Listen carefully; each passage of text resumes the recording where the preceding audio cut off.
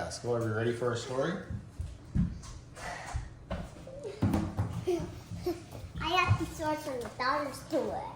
All right, you guys ready for the story? The Wise Little Judge. More than 2,000 years ago, King Vikramaditya ruled over the vast Indian Empire.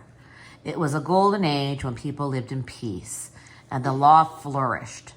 This era became the beginning of the Indian calendar called Samvat. This king was destined to become one of the most beloved monarchs in the history of rulers. He was strong, invincible, and a champion among knights who was loved very dearly by his people. He fulfilled his destiny and became King of Kings. King Vikram ruled from his exquisite capital in Ujjain. He was honest and loyal to his people. Pascal, your brother's being fine. Listen to the story, please. He loved them and cared for their welfare. Yet there was one special quality for which he was known throughout the lands and ages. He was the most adored judge of his time. His judgment was always wise and fair. More than 1,500 years had passed, and oops, I think I skipped. Did I skip one? No, sorry. More than 1,500 years had passed, and all that were his palace disappeared with time into ruins. Eventually, everything was covered over with soil, and a great meadow grew in its place. The capital city had long since moved away, far away from Ujjain.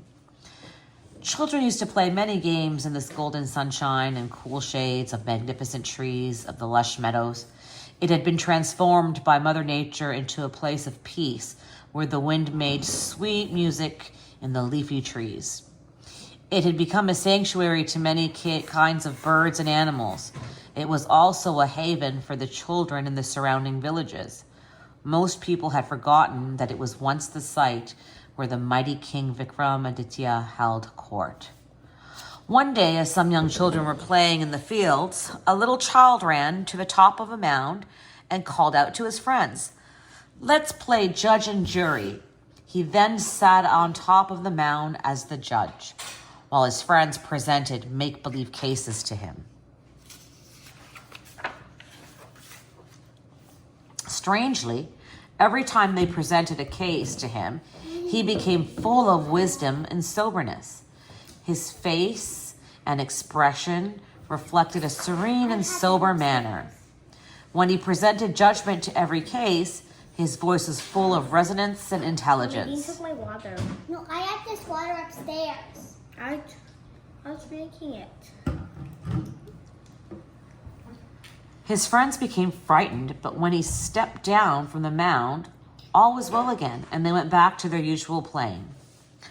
After that incident, whenever there was a small disagreement amongst them, he would sit on top of the mound and pass judgment, which always seemed fair and full of wisdom.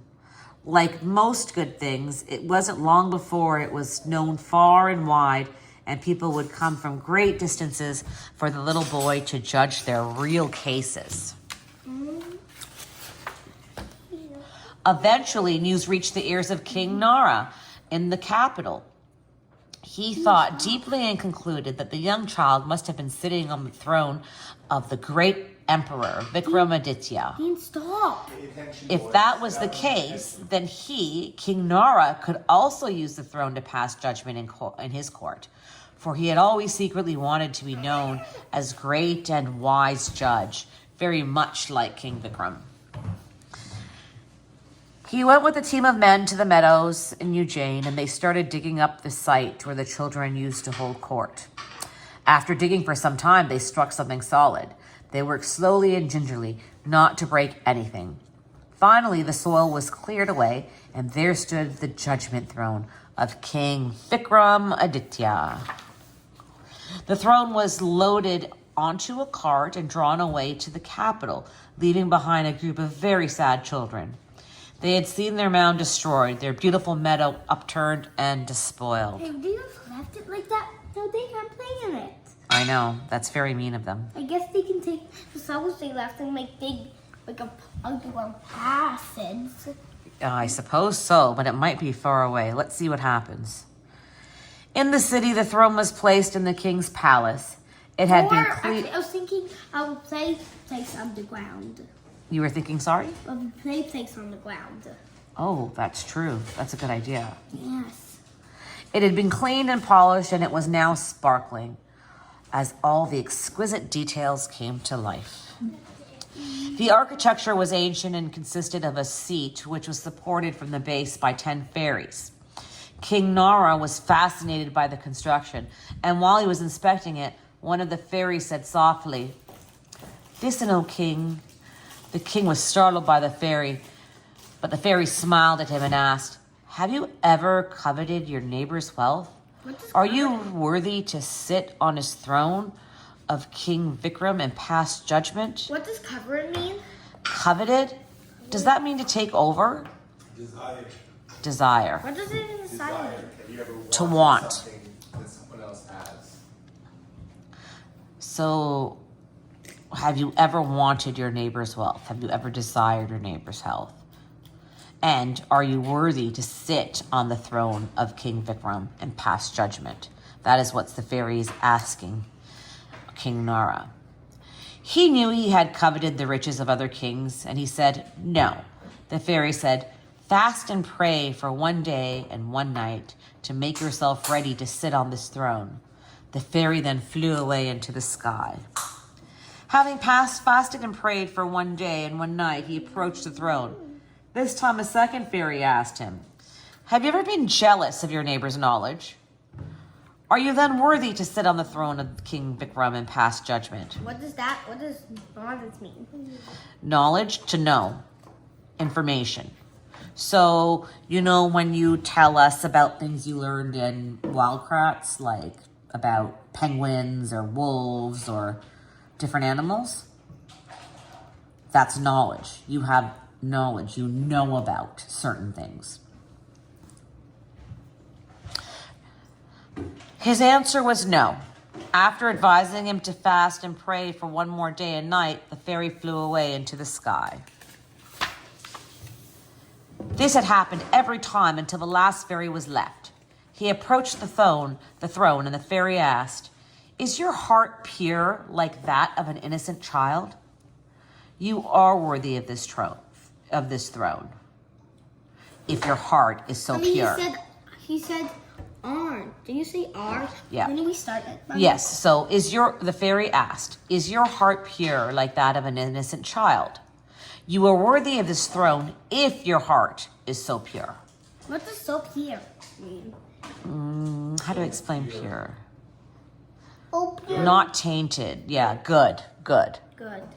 Oh, If your heart is so good, if you're a kind person kind of thing. He wasn't kind. He took a phone. He digged up his entire yard where children wanted to play, but now they're playing there. They couldn't. Yeah. Good points. So the king responded, "No, I am not." Okay. Okay, so at least he's being truthful. The fairy then flew away into the sky with the throne. The king thought deeply, depressed at his loss. After some time, he smiled with a sigh of awakening. His face lit up serenely as his wisdom dawned upon him. The fairy had explained the key to the throne. Only a person of pure heart, with the innocence of a little child, could pronounce unbiased judgment. Such was the reason for the child in the meadow. Only one of pure heart could enjoy the spirit of the great King Vikramaditya. The end. What happened? What's So- the rest? That was the story. So do you want to tell me a little bit about the story? What was the lesson, do you think, that was taught in this story? What did you learn? What can we take away? Oh, I learned that you have a few words, the end. Sorry? I learned a few words, and also I learned always be kind, because don't be gentle. I'm cuisine. Sometimes, and don't take away. Don't just destroy something that isn't yours and you're not going to do anything with it. Like they destroyed the entire meadow. That meadow was so beautiful.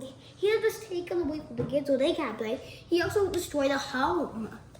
You know, those animals, animals who live there, they don't have a home now. They don't have a home. I'm hungry. Okay, when you come back, I want you to do a recap of the story for Mommy to see if you remember. That was very good listening. Do you want that, baby? You take it out for you?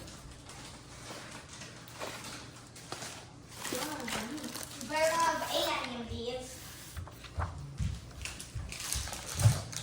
Daddy, you can name some of these. The wise little judge. We saw a wise little judge, the choices were always nice and fair. Oh, the news got heard by the king, and the king went over to dig up and to find the phone. They hit something hard, careful not to, but they got the phone. It was carried off on a cart. It was clean and polished. It was sparkling. Then there was 2 choices. Then every night more fairies came. The last one was he took away the phone. The king thought deeply, maybe I shouldn't take something that's not mine. I should never do that. That's what I remember. Right, but what was the lesson? What did we learn from it? Oh, don't take anything that's not yours. Very good. Next page. Thank you, Patronage. You did really wonderful. I'm very Now can we proud of read you. my books upstairs? Okay. Do you want to join us, McCaskill? No. Okay. I think that's any of them. Go to bed. Whose tale is this? Who is black with white stripes and can smell bad? Skunk! A skunk! You're so smart. Which mammal opens its mouth wide and loves being in water? Hippo. A hippopotamus, you are correct. Smarty pants. Who has a curly tail, rolls in mud, and says, Oink. Octopus? I don't know. a pig. Oh, you sweetie pie. Mhm. Who has orange fur with black stripes? Tiger! Yay, tiger, smarty pants. Who changes the look of their skin to stay hidden? I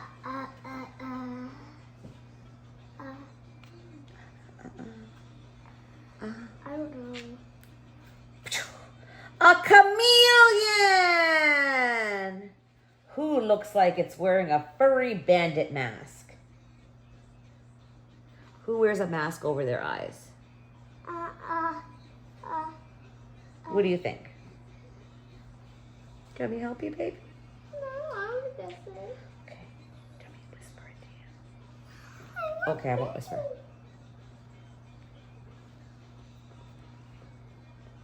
Kangaroo? Close. A raccoon? Yes! Oh my God, you scared me. Roy, what are you doing? On the next sentence, it's the middle of the last book. Oh, well, thanks for telling me, McCaskill. Next one. Okay. Which swamp reptile has rough skin and lots of sharp teeth? Alligator. You are correct. Hey, can I see that one? Yeah, certainly. Let's show your brother. That's a crocodile. No, that's an alligator. No, sweetheart, it says, an alligator here. Yeah, because alligators. No, alligators are green. But it has a V-shaped snout, and it's that. No, it's Alligators are. no, Maybe the artist got mixed up. No, alligators are green. But the word spells alligator. It's not an The alligator. castle's wrong. Okay, you're right, Dean Dial. Who has a hooked beak and bright feathers? Chicken? Close. Who has a hooked beak and bright feathers? Winters have a sleep inside. A parrot? Let's see. A parrot! smarty pants, baby. I guess my book. You did get your books.